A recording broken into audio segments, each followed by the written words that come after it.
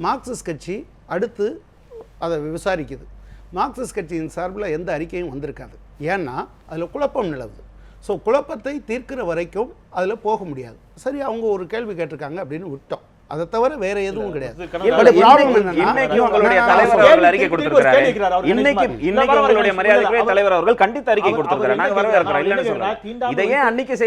தீண்டாமை ஒழிப்பு முன்னணியுடைய இன்ன பிற சமூக செயல்பாடுகளை பற்றி இதே மேடையில் மார்க்சிஸ்ட் கம்யூனிஸ்ட் கட்சியை சேர்ந்தவர்கள் பெருமையாக பேசிக் கொண்டிருக்கிறார். எங்களுடைய தீண்டாமை ஒழிப்பு முன்னணி சார்பாக எல்லாம் பேசியிருக்கிறாங்க. நான் என்ன கேட்கிறேன், அதே தீண்டாமை ஒழிப்பு முன்னணியைச் சேர்ந்த ஒருவர் செந்திலுக்கு ஆதரவாக காவல் நிலையத்தில் புகார் அளித்தார், செந்திலுக்கோடு துணை நின்றார், அவர் ஒரு குற்றச்சாட்டை வைக்கிறார் இல்லையா?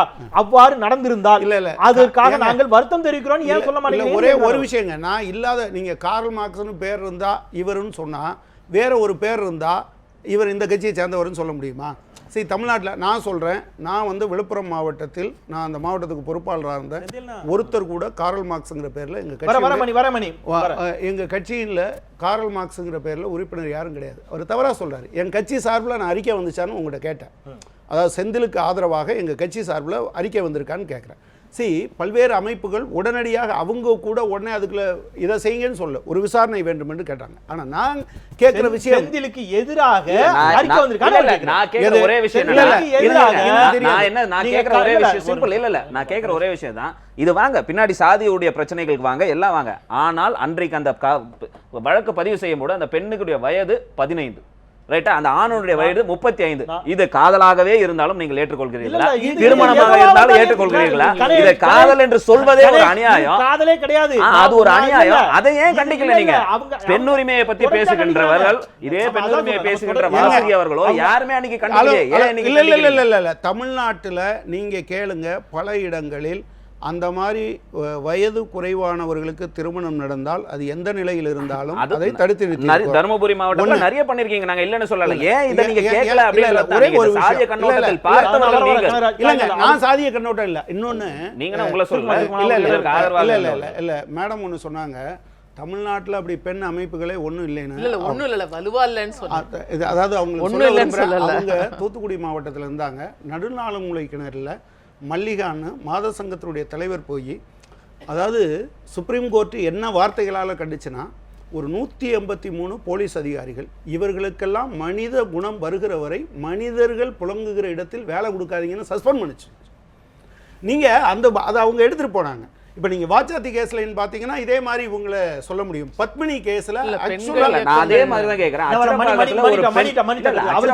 ஒரு பெண் வந்து ஆசிரியரோட பாலியல் வன்கொடுமையில அன்னைக்கு ஏன் வரல? அந்த 153 பேருடைய சாதியை அந்த பிரச்சனை வந்து நிக்கல. யாரும் நீங்க தான் சாதியை முடியாது பாக்குறீங்க. அவர்கள் மட்டுமே குற்றவாளியாக பாருங்கள் அப்படிங்கறத கனகராஜனுடைய வாதமா இருக்குது. மணி ஏதோ சொல்ல முற்பட்டீங்க, குறுக்கிட்டீங்க.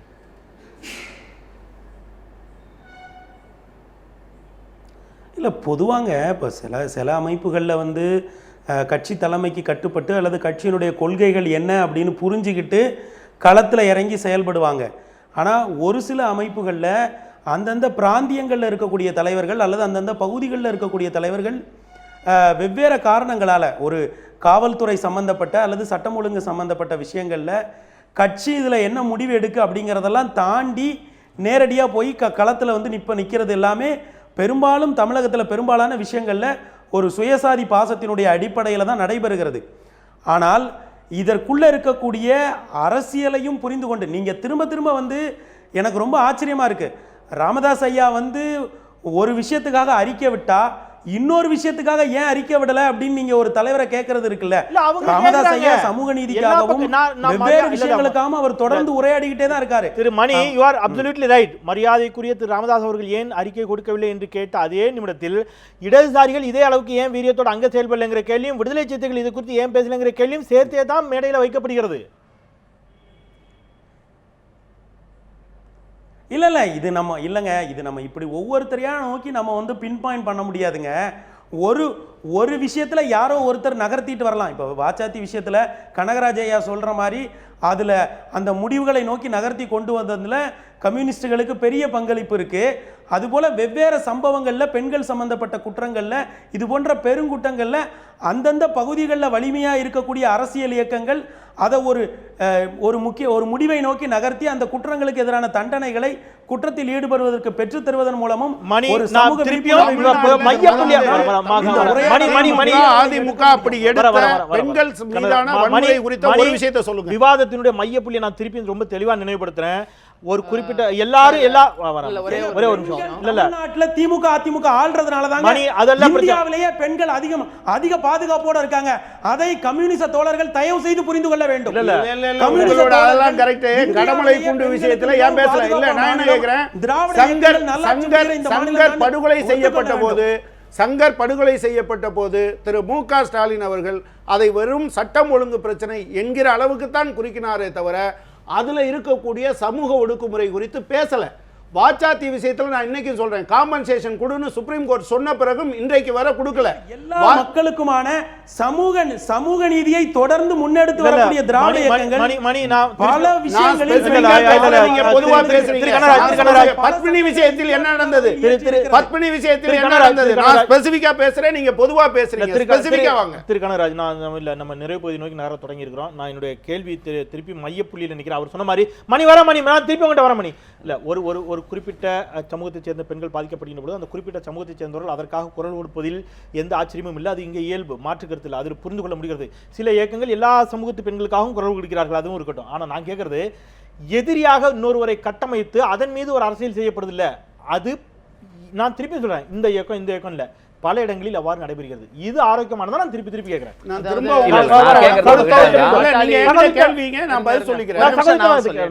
அதாவது ஏன் அதுக்கு அறிக்கை கொடுக்கல, இதுக்கு அறிக்கை கொடுக்கலங்கிறத விட இதுக்காவது அவங்க கொடுத்தாங்களே அப்படின்னு நம்ம சந்தோஷப்படுற நிலைமையில தான் இன்னைக்கு இருக்கோம். அதனால ஒரு 15 வயது குழந்தைய பாலியல் வன்கொடுமை செய்து அப்புறம் கொலையும் செய்திருக்கிற இந்த கேஸை வன்மையாக கண்டிக்கக்கூடியது தான், அதில் மாற்று கருத்து கிடையாது. ஆனால் இது பின்னாடி கும்பல்கள் இருக்குன்னு சொல்றது தான் ஒரு அரசியலாக பார்க்கப்படுது. எந்த வகையில அவங்க அததான் நான் என்ன சொல்றேன்,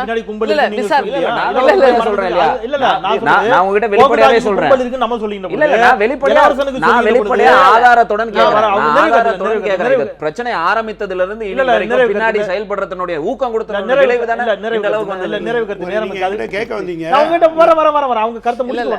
நான் என்ன சொல்ல வரேன்னா, அவங்க ஒரு கும்பல் நீ இது மாதிரி உனக்கும் தீ வச்சுக்கோ, அந்த பொண்ணையும் போய் கொலை பண்ணு அப்படின்னு சொல்ற அளவுக்கு கும்பல் எங்க இருக்கு? அது போலீஸ் விசாரணை கண்டுபிடிச்சா தண்டனை கொடுங்கன்றேன் நான். தப்பு ஒன்றும் கிடையாது.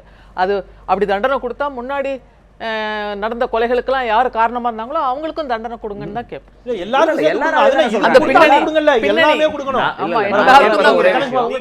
ஒரு விஷயத்த கேட்டீங்க, அதாவது இதுக்கு எப்படி இந்த சாயம் பூசுறீங்க அப்படின்னு. ஒரு கருவாட்டினுடைய ருசியும் மனமும் ஆளுக்கு ஆளு வேறுபடாது. ஆனால் ஒருத்தருக்கு அதை சொன்னோன்னு நாக்கில் எச்சி ஊறுது, இன்னொருத்தருக்கு வாமிட் வருது. ரெண்டுக்கும் காரணம் ஏற்படுத்தப்பட்டு இருக்கக்கூடிய கருத்து. ஒருத்தருக்கு இது செத்ததை திங்கிறான், அழுகுனதை தின்றான்னு சின்ன பிள்ளையிலேருந்து சொல்லியிருப்பாங்க. அது மாதிரி சமூகத்தில் சில குறிப்பிட்ட பகுதியினர் மீது ஆரம்பம் தொட்டு விஷம் கக்கி அதை செடியாக்கி வளர்த்திருக்கிற தமிழ் மரபில் இருக்கக்கூடிய முற்போக்கான எல்லா விஷயங்களின் மீதும் அதை அமிலத்தை வீசுகிற இந்த அம்சம் இருக்கு இல்லையா, அதுதான் இதுக்கு காரணம். நீங்கள் ஒரு பெண்ணை அல்லது ஒரு ஆணை, ஒரு காதலை பற்றி எத்தனை உன்னதம் தமிழகத்தில் ரொம்ப பெருசாக வந்திருக்கு. நம்முடைய கடவுளர்களாக வணங்கப்படுபவர்கள் கூட வேறு ஜாதி பெண்ணை மறந்ததாக தமிழ் மரபுகள் சொல்லிக்கொண்டே இருக்கிறது.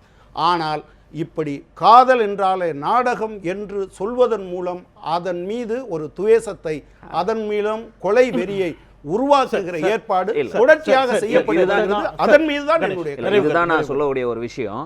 இவர்கள் அதாவது காதல் என்ற பெயரால் காதல் என்பது புனிதமானது, தூய்மையானது, அது யாரும் எதிர்க்கவில்லை. பாட்டாளி மக்கள் கட்சியின் நிறுவனர் எங்களுடைய தலைவர் மருத்துவர் ஐயா அவர்கள் பல நேரங்களில் அதை தெளிவுபடுத்தியிருக்கிறார். நாங்கள் காதலுக்கு எதிரானவர்கள் அல்ல, காதல் திருமணங்களை எதிர்ப்பவர்களும் அல்ல பல இதில். ஆனால் நாடக காதல்னா இப்போ உதாரணம், அதாவது நல்ல வாக்குகள் லேட்டாக தான் புரியணுவாங்க. அதுபோல் இப்போ செந்திலுடைய விவகாரம் அதுக்கு ஒரு உதாரணம். இது போன்ற நாடக காதல்னால் ஏமாற்றப்படும். அதாவது வெளிப்படையாக பார்த்தா நான் ஒரு காமன் மேன், நான் ஒரு சாதாரணமான ஒரு மனுஷன், நான் சொல்லிடுறேன், நான் ஒரு சாதாரணமான மனுஷன். எனக்கு போதிக்கப்பட வேண்டியது காதல் என்பது வேறு, சாதியை ஒழிப்பதற்கு காதல் தான் என்று போதிக்கப்பட்டு அதனால் பெண்கள் பாதிக்கப்படுவதை எதிர்ப்பதும் சமுதாய அக்கறை எங்களுக்கு இருக்கு. கௌசல்யாவும் நாடக காதல் ஏன் சங்கர் சொல்றேன், இதுல எங்க பாட்டாளி மக்கள் கட்சி வந்தது? நீங்கள் வந்து அந்த கண்டிச்சோம்ல, அத நான் சொல்றேன் இல்லையா, மறுநாள் அறிக்கை வருது. அதத்தானே முக்கியமான விஷயம். நான் கேட்கறதுக்கு பதில் சொல்லுங்க, நான் கேட்கறதுக்கு பதில் சொல்லுங்க. அன்றைக்கு விவரம் தெரியாத மருத்துவர் ஐயாவிடம் மைக்கு நீட்டி கேட்டீங்க, இன்னைக்கு விவரம் தெரியாத யாரிடமும் கேட்கலையே, ஊடகங்களும் சரி யாரிடமே கேட்கலையே. ஆனால் மறுநாள் விஷயம் தெரிந்தவுடன் அறிக்கை கொடுத்தவர் மருத்துவர் ஐயா. கண்டிக்கலன்னு சொல்றது தவறான தகவல். நிச்சயமா இந்த வழக்குல ஒரு விசாரணை, ஒரு சிபிஐனா கூட தேவையில்ல. ஏன்னா எப்படி வந்து இதை எல்லாமே நடந்தது அப்படிங்கறத பத்தி நிச்சயமா நம்ம வெளிச்சத்துக்கு கொண்டு வரணும். சரி, ஓகே. மணி ஒற்றை வரியில திருக்குறள் மாதிரி 2 வரியில முடிங்க, நிறைவு கருத்து. இல்லை கண்டிப்பாக இது போன்ற விவாதங்களை அவங்க சாதி சார்ந்தோ மதம் சார்ந்தோ பெண்களை பாதுகாக்க வேண்டும் என்கிற அளவில் இது போன்ற விவாதங்கள் தொடர்ந்து நடப்பது நல்லதுதான். அதன் மூலம்தான் நாம் பெண்களுக்கு எதிரான ஒரு பாதுகாப்பை எல்லா தளங்களிலும் நிச்சயப்படுத்த முடியும். இதற்குள் இருக்கக்கூடிய சாதி மதம். மதுரையிலிருந்து தொடர்ச்சியான பணிகளுக்கு மத்தியில் இணைந்தீர்கள், மிக்க நன்றி. அரங்கில் இருந்த மூவருக்கும் என்னுடைய நெஞ்சார்ந்த நன்றிகள். ஒரு சென்சிட்டிவான சப்ஜெக்ட், அந்த இடத்துல சுவாதியாக இருக்கட்டும் அல்லது நவீனாவாக இருக்கட்டும் அல்லது கலைச்செல்வியாக இருக்கட்டும், இந்த மாதிரியான ஒவ்வொரு முறையும் சொல்வது, ஆனால் இந்தியாவை பொறுத்தளவில் அது விரும்பத்தகாத ஒரு விஷயமாக இருப்பது. நிர்பயாவிற்கான பாலியல் வன்முறைக்கு வரக்கூடிய எதிர்ப்பு ஒரு விதமாகும். திருவைகுண்டத்தில் பாலியல் பலாத்காரத்துக்கு உட்படுத்தப்பட்ட சிறுமி, பள்ளி சிறுமி புனிதாவிற்கு வேறு விதமான எதிர்ப்பாகவும், கலைச்செல்விக்கு வேறு விதமான எதிர்ப்பாகவும், சுவாதிக்கு வேறு விதமான எதிர்ப்பாகவும் இருப்பது என்பது உள்ளபடியே விரும்பத்தகாத ஒன்றாகத்தான் இருக்கிறது. பெண்களை பெண்களாக பார்ப்போம், அவர்களை மிகைப்படுத்தப்பட்ட தெய்வங்களாகவும் பார்க்க வேண்டாம், அடிமைகளாகவும் பார்க்கக்கூடிய மனநிலையில் இருந்து விடுபடுவது மட்டுமே இதுபோன்ற கொடுமைகள் அரங்கேறாமல் தவிர்ப்பதற்கான நிவாரணமாக இருக்கும் என்று சொல்லி நிறைவு செய்கின்றேன். மறந்து கொண்டே இருப்பது மக்களின் இயல்பு, அதை மீண்டும் மீண்டும் நினைவுபடுத்திக் கொண்டே இருப்பது எனது கடமை. மீண்டும் நாளை மற்றும் சில சமூகம் சார்ந்த பிரச்சனைகளோடு உங்களை சந்திக்கின்றேன். நான் செந்தில், இது கேள்வி நேரம். நன்றி.